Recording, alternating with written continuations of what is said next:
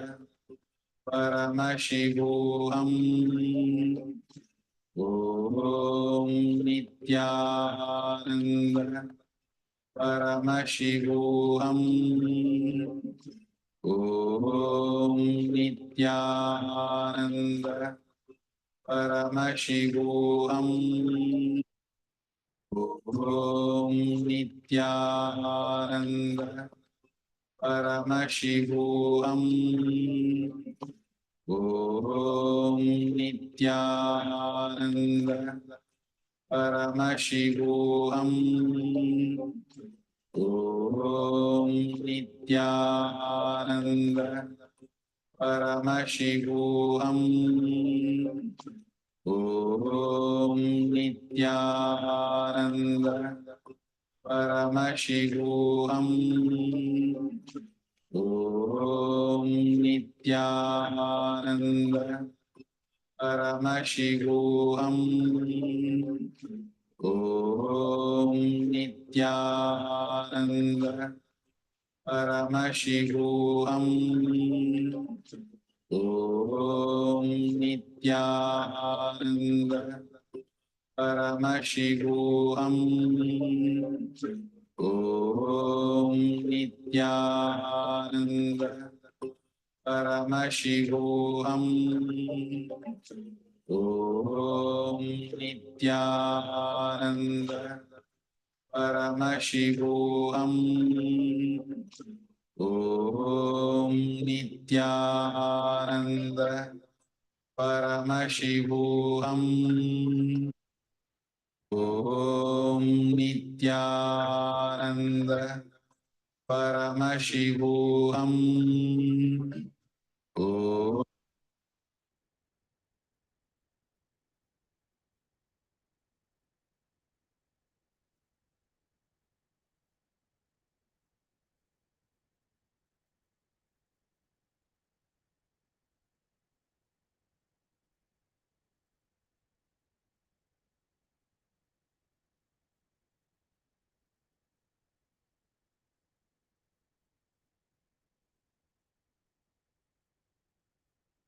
Yes, now please go ahead and share your experience of this round of power manifestation.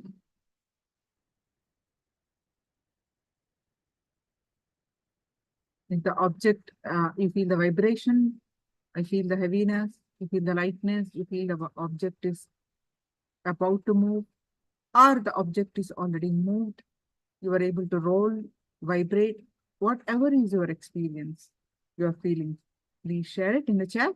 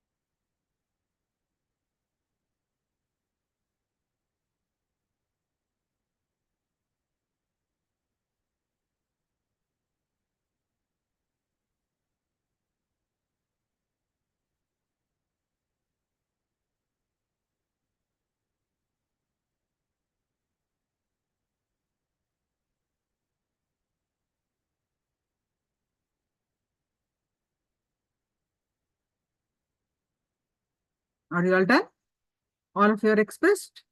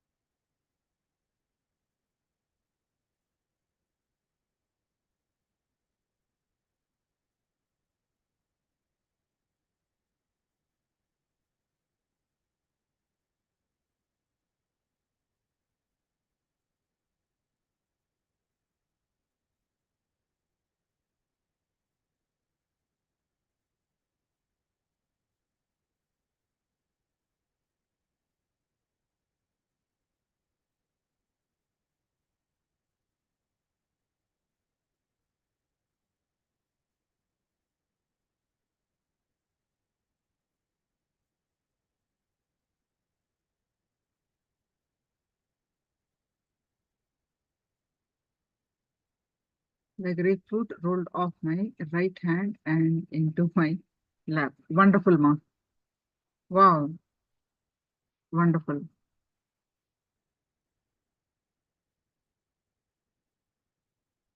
How about Ganeshiya and Nitya Shanta Yogini? What is your power manifestation results? Yet to manifest some response who are actively on camera and participating. Malaysia, jungling.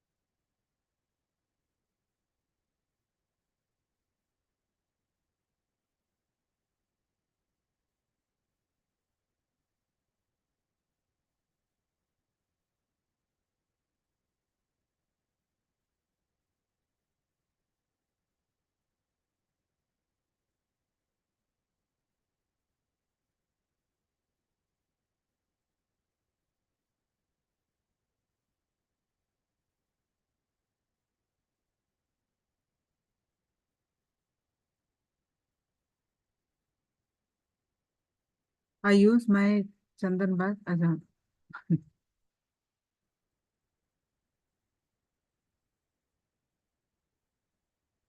you have to start with a round fruit, round coconut. First experience with that, then you move on to different shapes, sizes, and other objects. Now let's move on to the next tattva, the responsibility.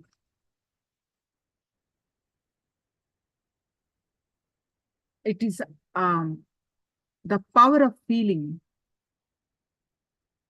is nothing but your ability to realize yourself as the source of all the happenings in your life.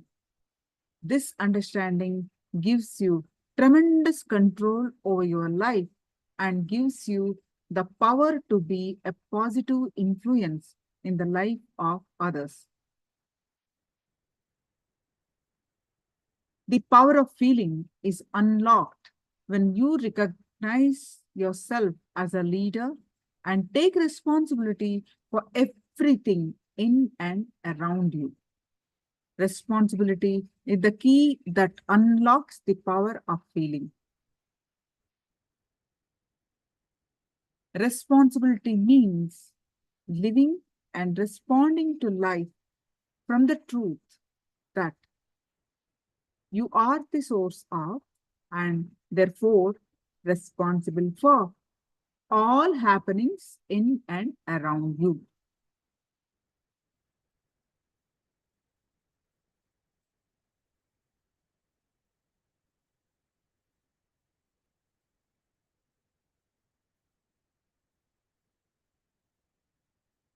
Swamiji says, a person who doesn't feel responsible even for his own actions is like an animal.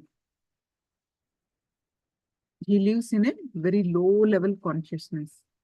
A person who feels responsible only for his own actions is a human being.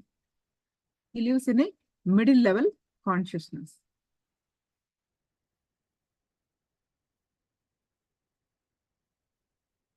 A person who takes responsibility even for others' actions is divine.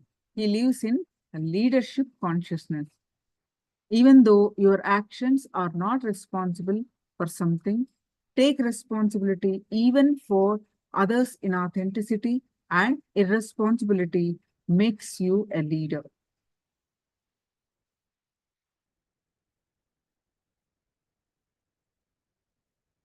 When you hear about taking responsibility for everything, the biggest question we have in our mind is, how can I be responsible for everything happening around me?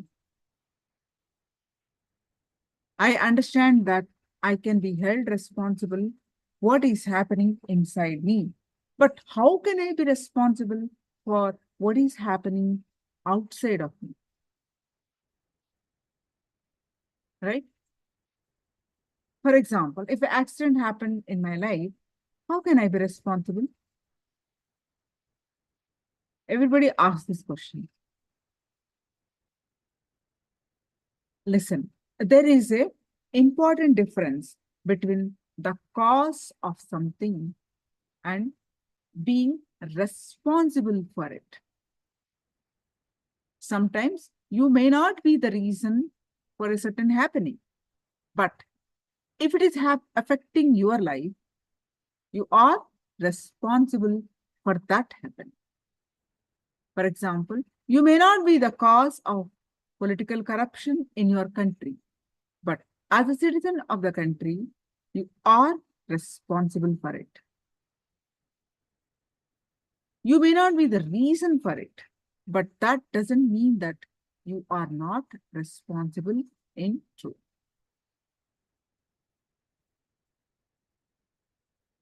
You need to know that unless you take the responsibility, you are neither going to improve the situation, nor are you going to expand your inner space.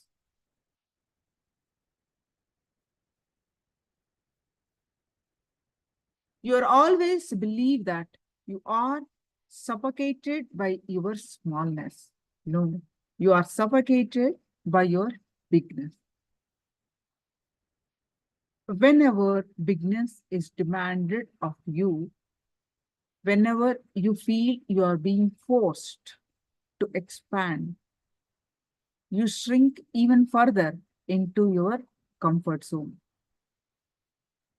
Your tiredness, your weakness, your powerlessness, all these are nothing but your resistance you have to seeing your own bigness. That's why if someone tells you that you are weak, poor, and sinner, it's easy to accept it. But if someone tells you that you are divine, you are Paramashiva, you are all powerful, you are complete, your whole identity starts trembling with fear.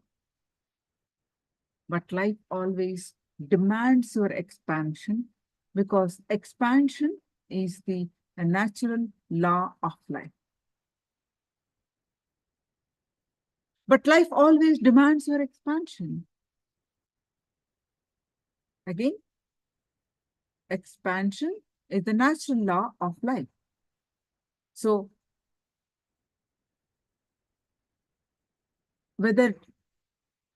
whenever you are feeling weak, tired, powerless, the first thing you should do is immediately take 10 responsibilities and commit to fulfill them within an impossibility short time.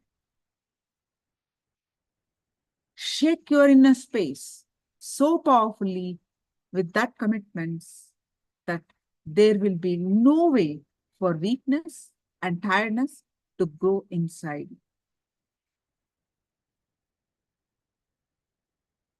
Responsibility makes you powerful. We always feel that responsibility is a burden. No, it's a power. Responsibility directly leads you to leadership consciousness. As long as you feel responsible only for your family, you remain as the head of just your family. When you feel responsible for the community, you become a leader of the community. And when you feel responsibility, the expands, your leadership quality also expands. Then decision to feel responsible for the whole cosmos is enlightenment.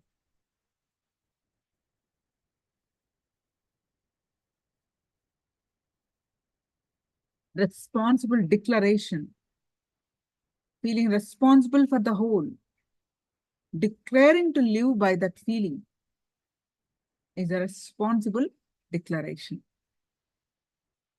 That is Nithyananda in Sanskrit. So it awakens the power of feeling in you.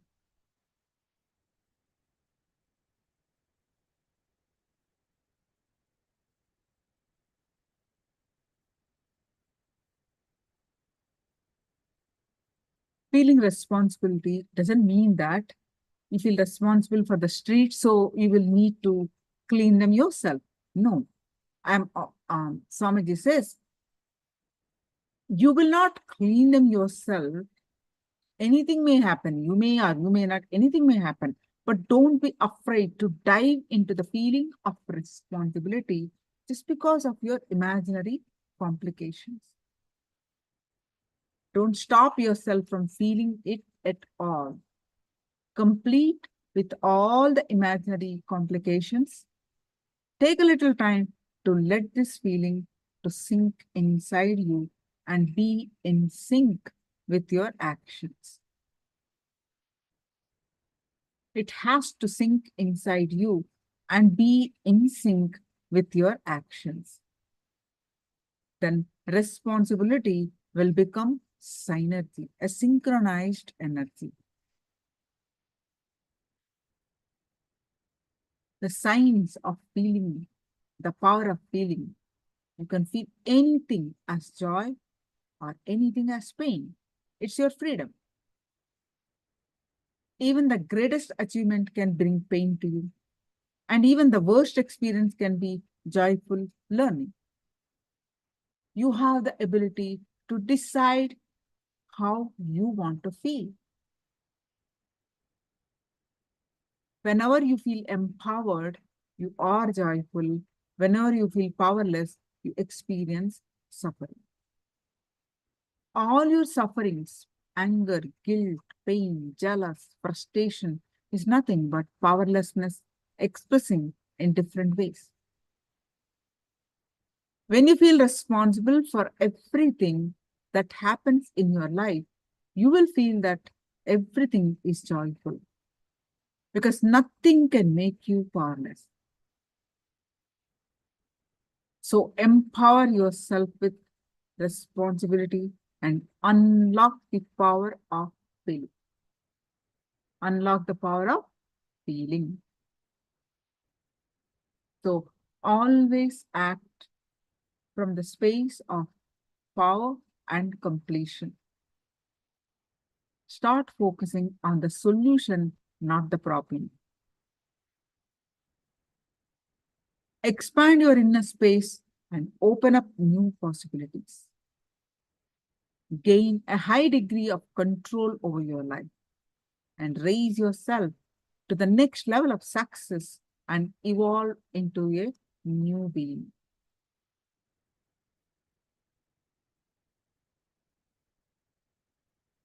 Now, let's do one exercise.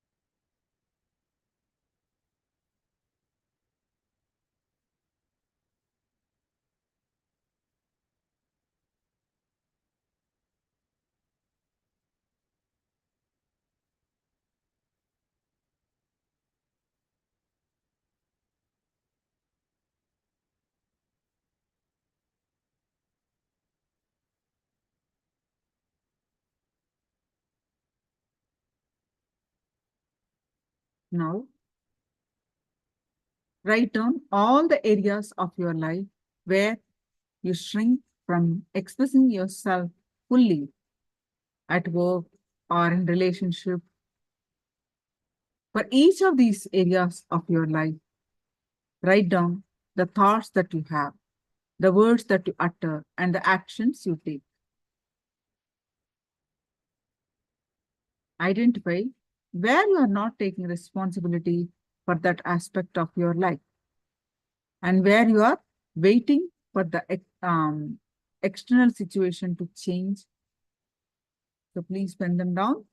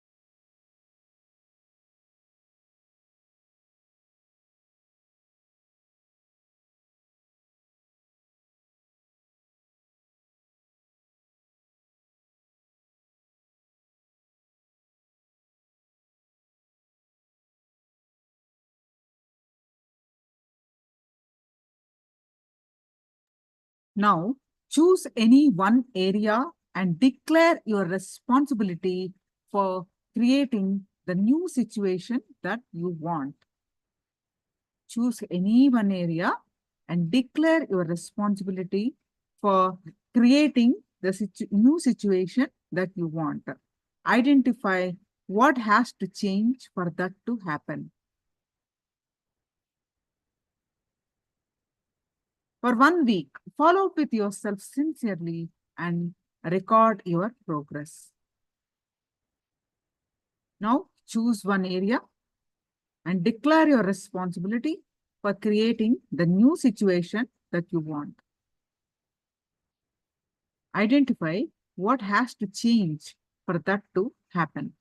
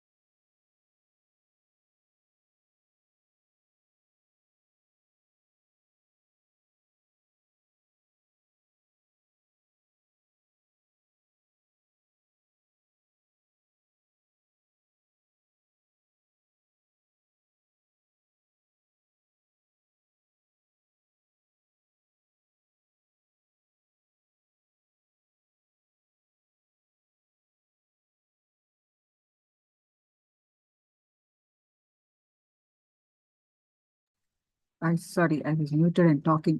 So declare I will take Ganesh, declare I will take responsibilities at home needs and kids education, whatever best possible. Wonderful. So all others also like that declare and take responsibility in the area for creating the new situation that you want. Wonderful. Now let's listen from Swamiji. Responsibility will make you a leader of your life. Ishvaratva.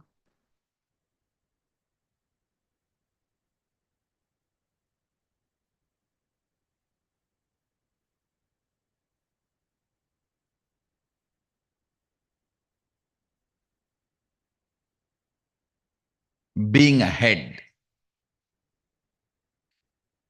Listen carefully.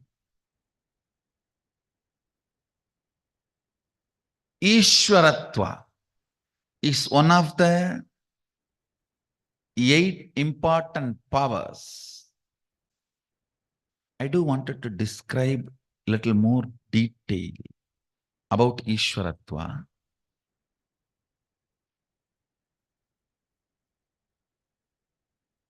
Only when you become Ishvara of your life, you will have completion. For example, any small thing can lead to incompletion if you are not Ishvara of it. One of my disciples was very reluctant to take sannyas. I saw he has an amazing qualification. I was trying to find out what is the reason when he has all the qualification, he was a little reluctant. Then I found out all his small, cute desires, like walking in the street, having a cup of coffee, freedom to go, what he thinks as it's the word freedom. I think I should use the word choice to go and lie down in the beach.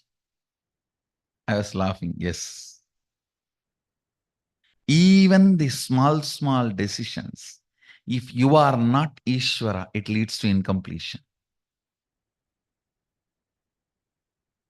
Prime Minister, even if he wants, he will not be able to walk in the platform, be like ordinary person, because security, a lot of things involved.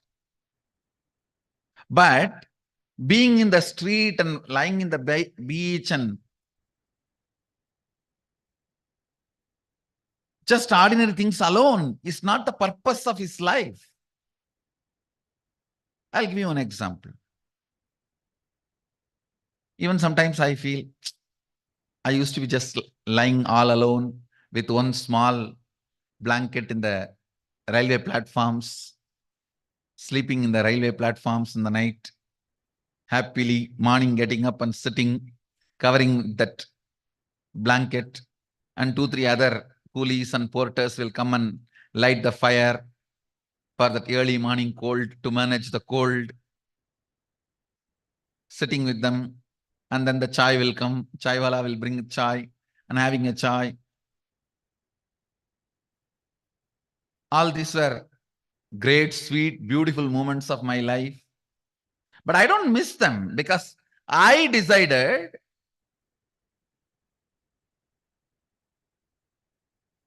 to give up that.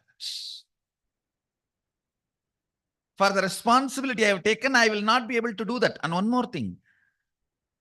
One day it is a cute thing, but that is not my life's purpose. Second day it will be boring.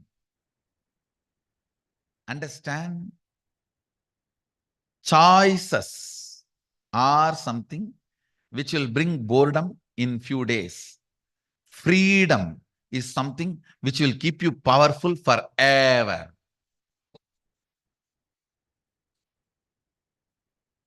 But if you mix and mess, listen carefully.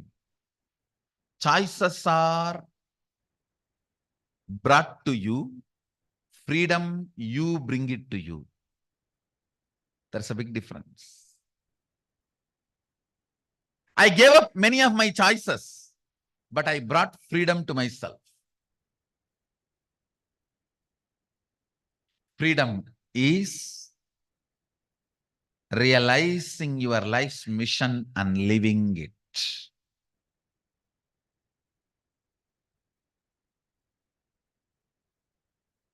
realizing your life's mission and living it. Choices are not freedom. Listen carefully to this story.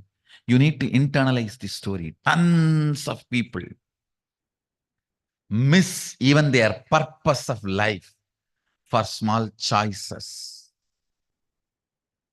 When I was about to leave the house once for all to do my mission, my family sat around me and said, first thing they said, you will miss Arunachala going around the hill. It was a very valid reason because I was just in love with Arunachala and it's like a lifeline for me. Whether something is happening in the temple or something is happening in the Arunachala Hope town. But I realized that is not going to be purpose of my existence. Just sitting there is not going to be fulfilling my purpose. I need to create thousands of temples like that. I took my birth there to have training, not to stay there. I have to create thousands of temples. If I am sitting there, I'll not be creating. Listen carefully. Sometimes the juicy choices pose as if they are freedom, but they are not.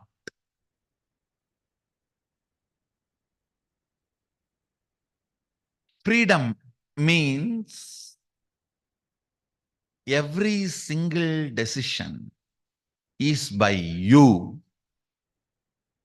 Ishwaratva. Only that brings completion. Listen carefully.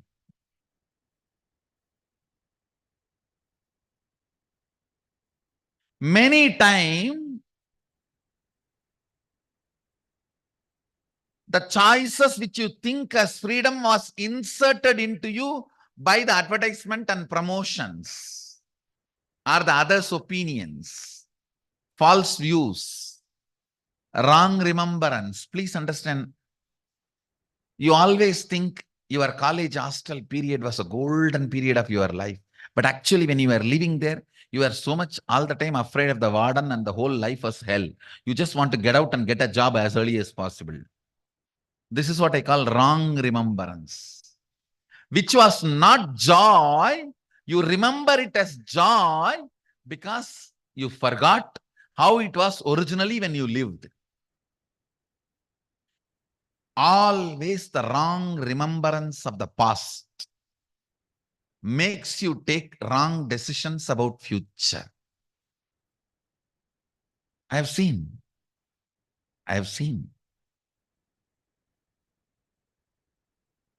I'll give the essence, listen. 1. Choice is not freedom. 2nd, choice or freedom. Everything has to be from your decision. Only then you will be in the space of completion. 3rd, when you start making your decision about everything, what you give up, you will not feel missing that. I am not feeling I am missing my morning chai and night sleeping alone in the railway platforms. That was a beautiful moment, no doubt, but that was not my purpose. So when I assume the responsibility of the purpose, not missing the choices is Ishwaratva. Listen. Assuming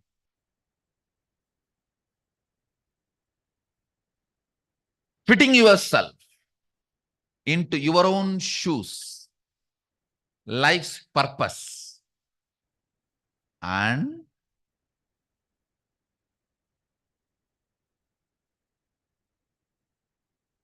Because of that maturity, not missing the so-called choices, brings Ishwaratva to you. I have seen many people useless, stupid, wrong remembrance, reasoning choices. Listen.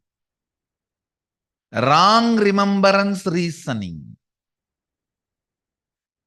When you are in college, you think your school days were golden period.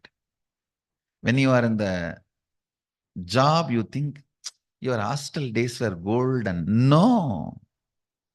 Wrong remembrance. When actually you were in the hostel, you had so much of fear of warden and whatnot. It was not golden, as you remember. Yes, you may be having some photographs of your tourism tour and vacation with your friends, where you guys are smiling. Yes, photo shows all of you are smiling. Only if you remember, look back, dig deep, you will understand with how many of them you had incompletions and fight, and you have to put up the smile.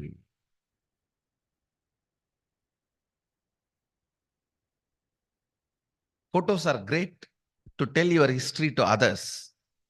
But if you yourself dig out, it may not be true.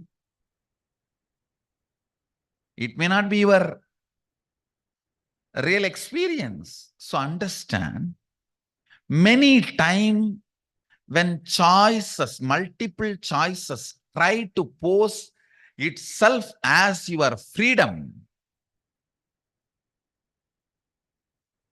you need to understand multiple choices is not the purpose of your life.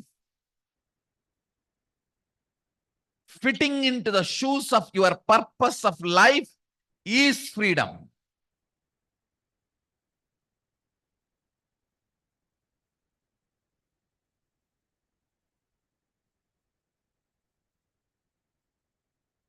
I think if you do an assignment on this only, then you will understand how many times,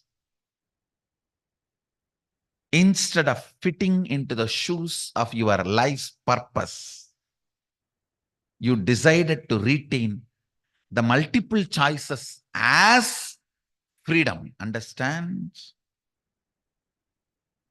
The biggest delusion with which humanity is suffering now is multiple choices are being believed as freedom. You think multiple choices are freedom in gadgets, multiple choice. In relationships, multiple choice. Place to live, multiple choice. Vehicle to drive, multiple choice. Jewelry to wear, multiple choice. Food to eat, multiple choice. Clothes to wear, multiple choice. You call that as a freedom? No. No. Ability to stand up to your life's purpose with completion is freedom.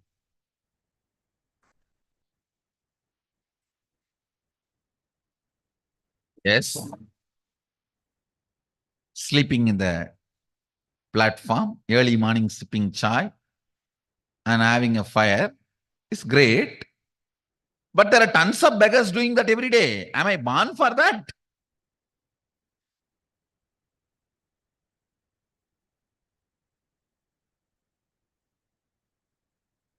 Understand?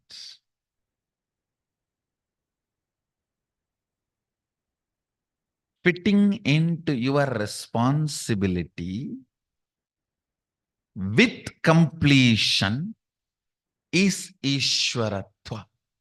That's a method for Ishwaratva. Listen. Vak Siddhi. Vak Shakti. Shakti is the right word. Vak Shakti.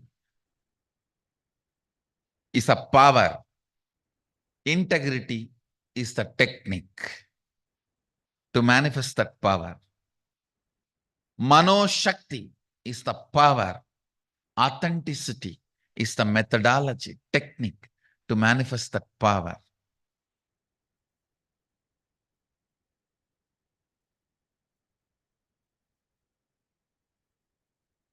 Ishwaratva is a power. Ishwaratva Shakti is a power.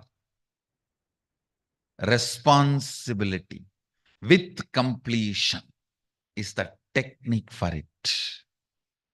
Every jiva comes with the software of Ishwaratva. Understand? Every jiva is programmed. He carries the seed of Ishwaratva in him. Every jiva, every soul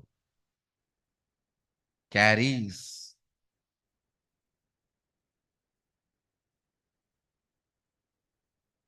every jiva, every soul carries the program of Ishwaratva.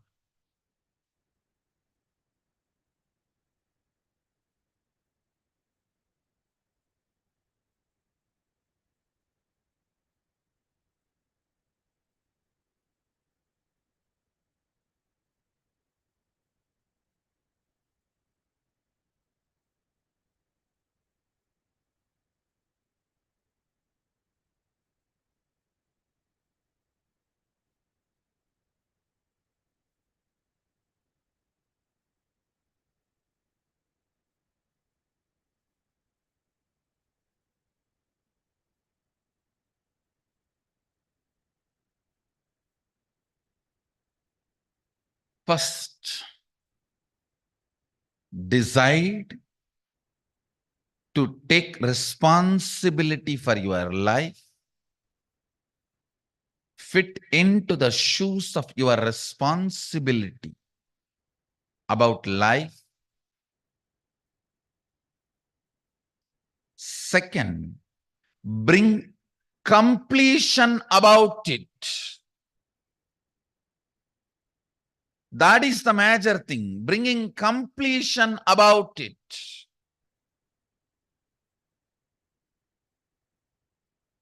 Please listen. Anywhere you do not bring completion for the responsibility you have taken, you may be dragging, never winning. If you see everywhere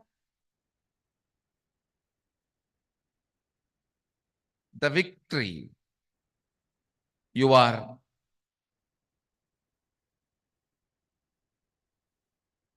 bringing completion to what you took as responsibility.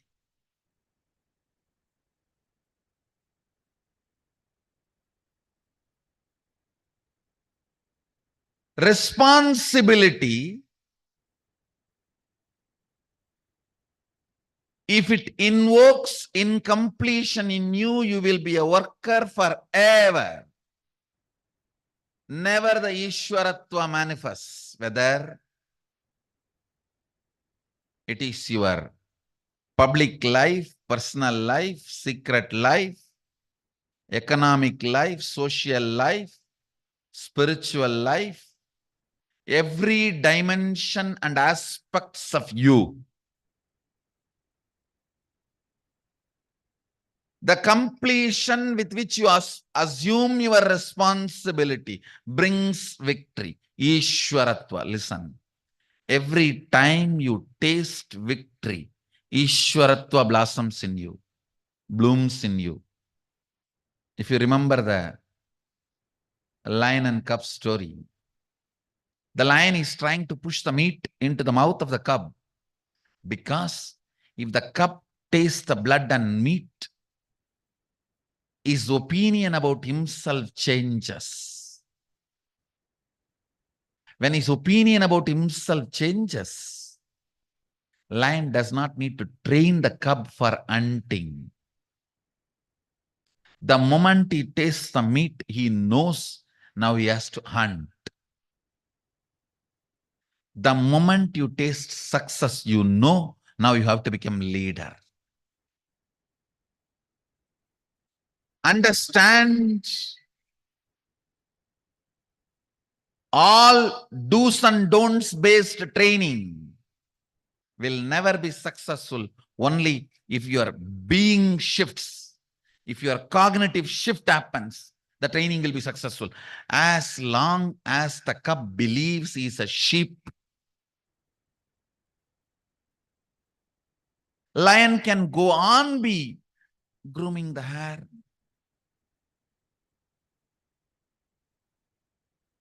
teaching to roar, asking the cub, hey, from here, you have to jump 7 steps where the prey is there, and you have to attack 3 inch. Your teeth should go deep into the neck of the prey. 5-inch skin you have to tear, and first you have to remove the heart so that the prey dies. Science will not work. Understand? Till the cognitive shift happens, no science can train you. The moment lion makes the cub taste the blood and meat, now the cub knows, hey, I am lion. So now my ambitions, the powers I need to manifest, the body language I need to express, the way I need to carry myself, the responsibility I need to have, the way I need to hold myself, the way I need to project myself to others, the way I function, operate, the way I exist, whole thing has to be different. Whole thing has to be different. I can't go on as sheep. Listen. Yes, when the cub becomes the real lion, it misses cozy, protected ambience of the sheep and that sweet, tasty grass in the early morning. Yes, the lion, the cub may not have grass to eat, but it will never miss. If it is missing, still the trace of sheep is there in the cub. Look into your life wherever you are missing, because you took the responsibility of your purpose of existence. In all those places, you have not taken responsibility. You have not brought completion. Listen. If the cub realizes its life is lion and it is complete about not missing the grass, it will manifest the Ishwaratva, the power of being a leader. I tell you, at least for your life, be Ishwara. At least for yourself, be Ishwara. You may not be Ishwara for the whole world. At least for yourself, be Ishwara. That only will bring completion. Whether it is small or big. Only if you make decisions for yourself, you will be complete. And you making decision for yourself should happen from the space of you fitting into the shoes of your responsibility. You deciding to become responsible about your existence.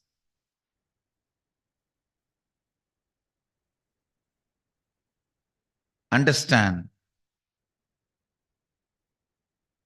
You deciding to become responsible about your existence. You deciding to be complete about your responsibility. This too makes Ishwaratva happen in you. Understand? Nothing. There is nothing to be achieved in the life other than living Sadashiva and making the world live Sadashiva. Everything else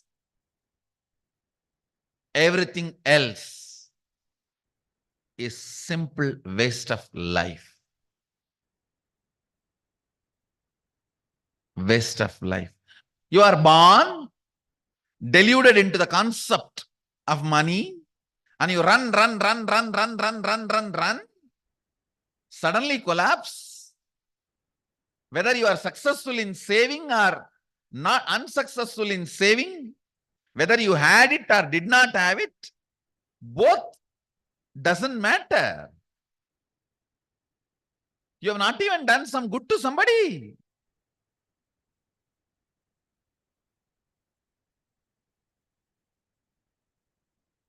Delusion covered by delusion. Understand? Money is great if you use it to fulfill your purpose, if you generate it to fulfill your purpose. But without a purpose of life, money, relationships, people, influence, everything is delusion. By its own existence, which does not bring power, is delusion. By its own existence, Swayam Prakasa, which brings power, is Ishwaratva. Understand, this is the scale. Sit and do the postmortem of your life. Till the last moment, whatever has happened is past. Sit and try to do postmortem of your life.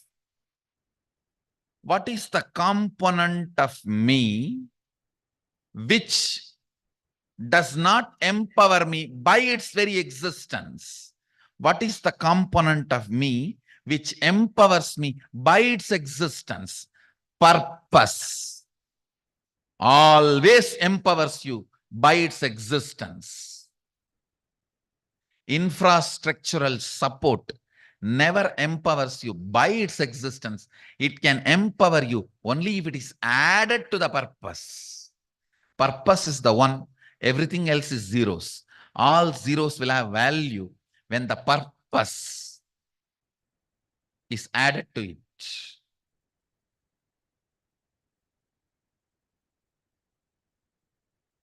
Be responsible for your purpose of existence. Understand? Look brings beauty. Purpose brings personality. Look brings beauty. Purpose brings personality. Beauty can never be permanent component of your life. Personality can be the permanent component of your life.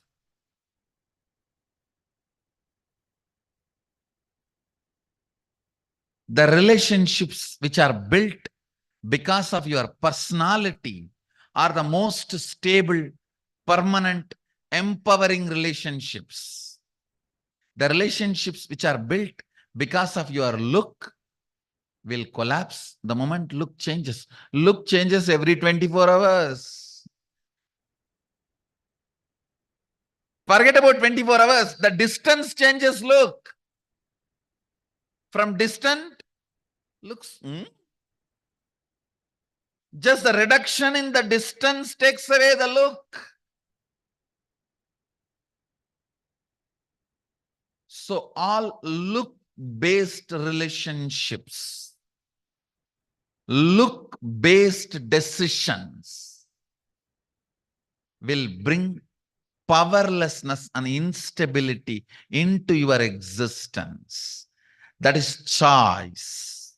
Listen, all these words understand. Choices, multiple choices, look-based decisions, unstable relationships. All these words, somehow it will be connected. Infrastructure without purpose, influence without purpose, money without reason, all this can go on stealing your life because it is delusion. It will show as if you have something, but you don't have.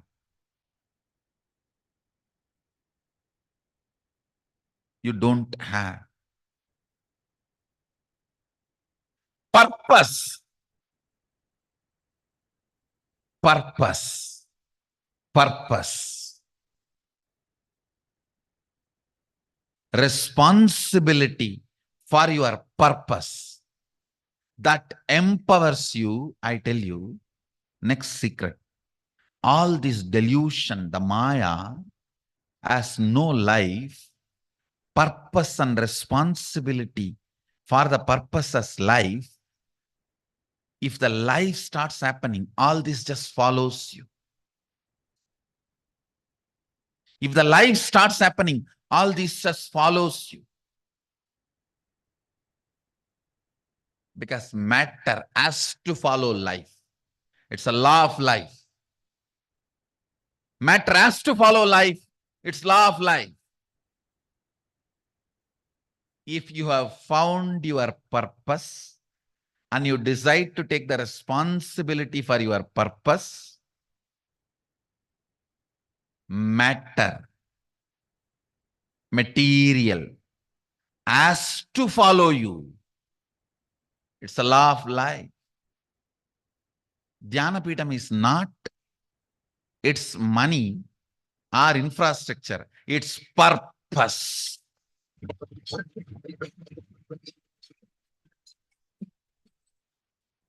I have a purpose and I have a right to exist to fulfill my purpose.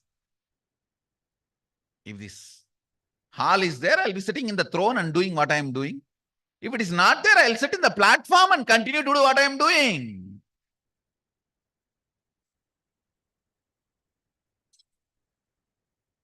I have a purpose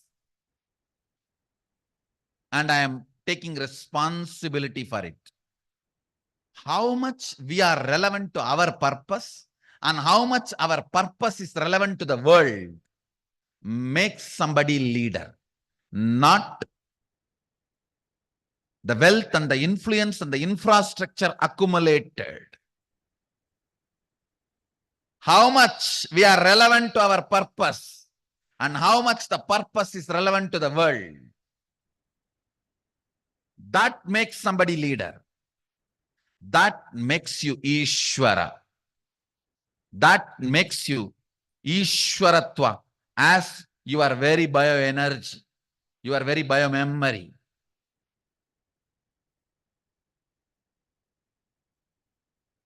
Understand? Neither multiple choices make freedom, nor your look makes your personality. The infrastructure does not make you a leader. Ishwaratva. You being the master of your life happens only by the responsibility you assume for your purpose of existence and the completion you carry about your purpose of existence and the responsibility you assume. Listen. It is your responsibility makes you a leader. It's your responsibility makes the power of Ishwaratva manifest in you. Neither infrastructure, nor the look, or the influence, or the relationships, or the multiple choices. No, they are all matter. Matter does not matter in real matter. Matter does not matter. It is the purpose of existence and your responsibility towards it. Your responsibility for it. That matters. Understand?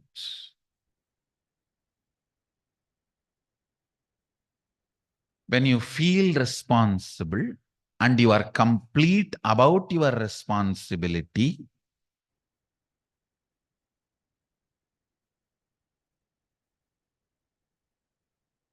the way you manifest powers, you yourself will feel like miracles are happening around you. Cub, which tastes the meat and decides that is a lion, no more a sheep. When he looks back, he feels, wow, 2 days before I was sheep. Only last 2 days I am lion. So much is manifesting through me. It must be a great miracle. I think my Guru Lion must be God. Yes, Guru Lion is God. Understand, the biggest miracle he caused is shift in the cognition, not the training. Shift in the cognition is the biggest miracle. So catch the shift in the cognition means deciding to stand up for the purpose of your existence. Understand, for all the jivas, if you are in the human body, male, female, gay, lesbian, all the 11 gender, the purpose is only one: living Sadashiva and making people live Sadashiva.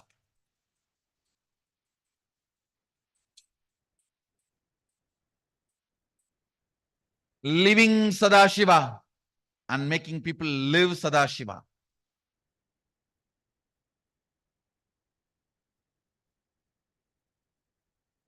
Breathe Sadashiva. Make people breathe Sadashiva. Manifest Sadashiva. Make others manifest Sadashiva.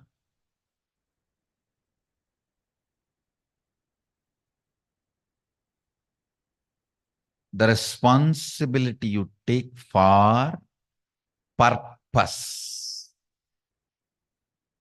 of your existence makes you manifest Ishwaratva.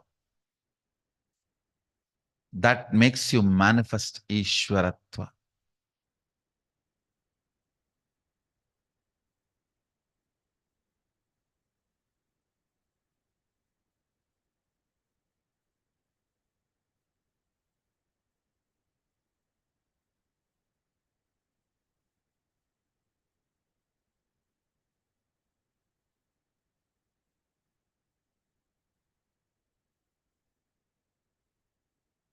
Essence.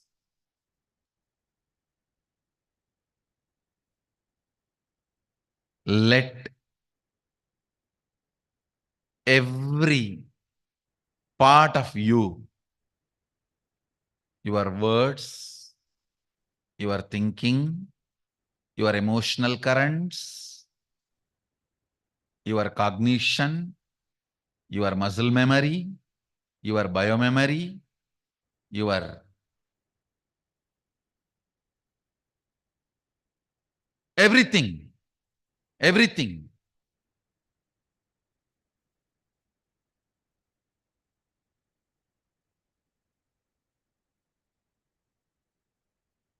Your everything.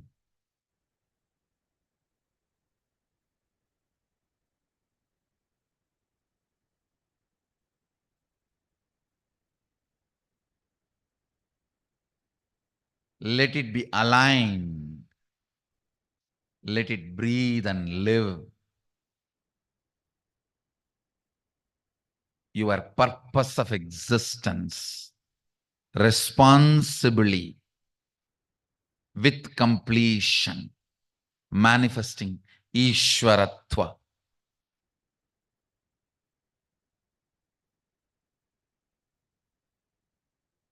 This is the essence, most sacred, secret science of living Shuddhadvaita. The sacred, secret science of living Shuddhadvaita.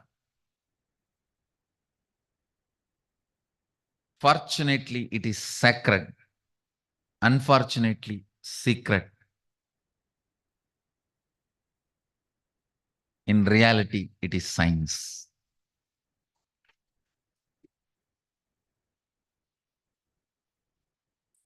Fortunately, it is sacred. Unfortunately, secret. In reality, it is a science.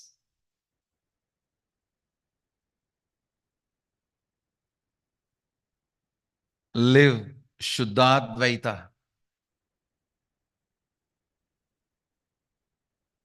I wanted all the living Shuddhadvaita participants to do this assignment. What all the decisions you made just to retain choices, and foolishly you missed fitting yourself into the responsibility of your purpose many times. The small, cute pleasures, small, cute pleasures.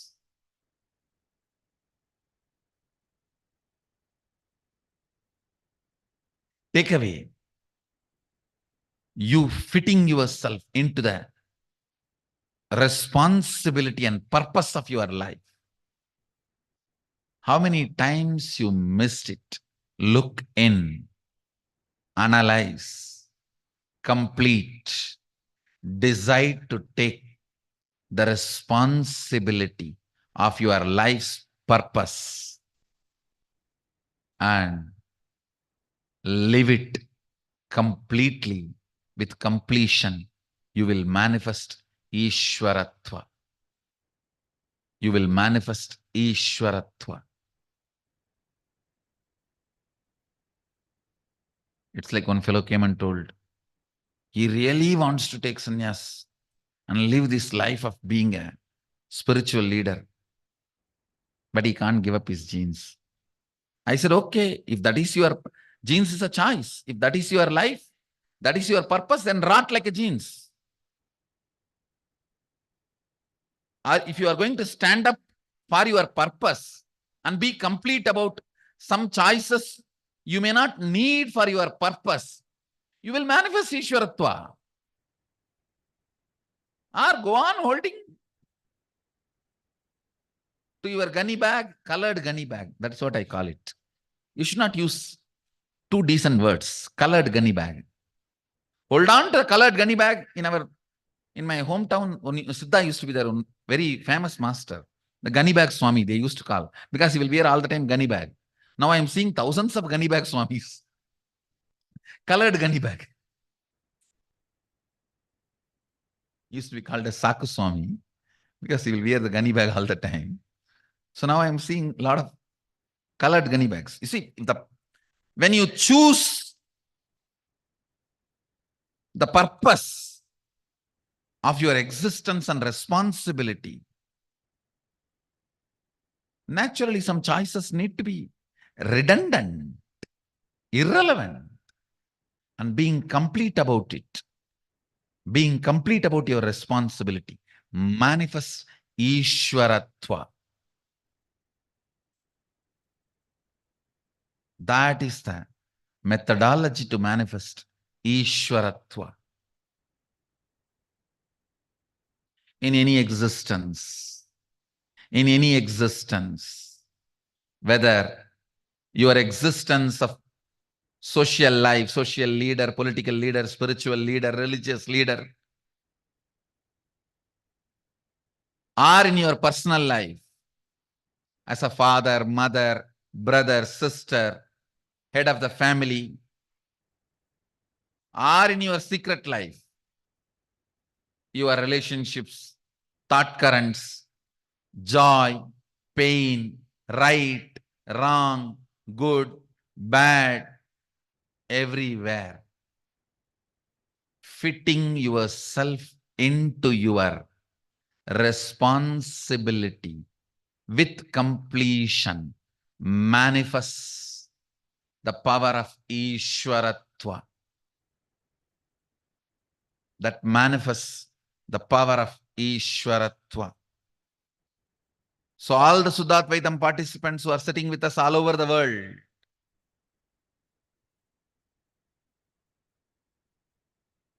do your assignment. The assignment is projected now in the screen.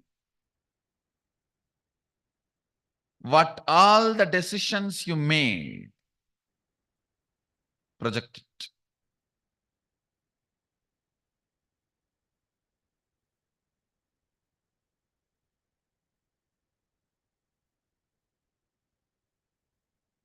What all the decisions you made just to retain choices and foolishly missed, fitting yourself into the responsibility of your purpose. Many times the small, smart, cute pleasures take away you fitting yourself into the responsibility and the purpose of your life. How many times you missed it? Look in, analyze, complete. Decide to take the responsibility of your life's purpose. Live it completely with completion. You will manifest Ishwaratva. You will manifest Ishwaratva. Please do this assignment. So today's Facebook status for all of you, the essence of satsang is freedom, not choices. Personality, not the look. Responsibility, and not stupid, cute pleasures. Right, not the pleasant. So this is the Facebook status for all of you. Today we have a long day. Tomorrow we have Ganesh Chaturthi, the appearance of Mahaganapati. We will be celebrating. We have Rathotsava in Bangalore Adinam. And today we have the Karaseva under the banyan tree.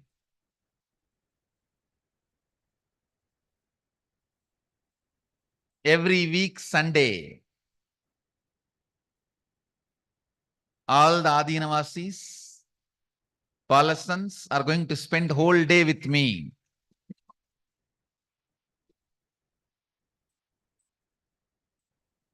Every Sunday I have decided I will make myself available. All the Adinavasis. Today, holiday for all the departments and the Gurukul, all the Balasans and all the Adinavasis. We will be having Karseva under the banyan tree, means we'll clean up the banyan tree area for all of us to sit and meditate. So, today whole day, all departments, other than the survival departments like a welcome center and Annalaya, all departments today holiday. And all over the world, all the ashrams, I wanted all of you to start this tradition of Sunday Swach Sangha, cleaning up. Sunday means gather and clean up the campus.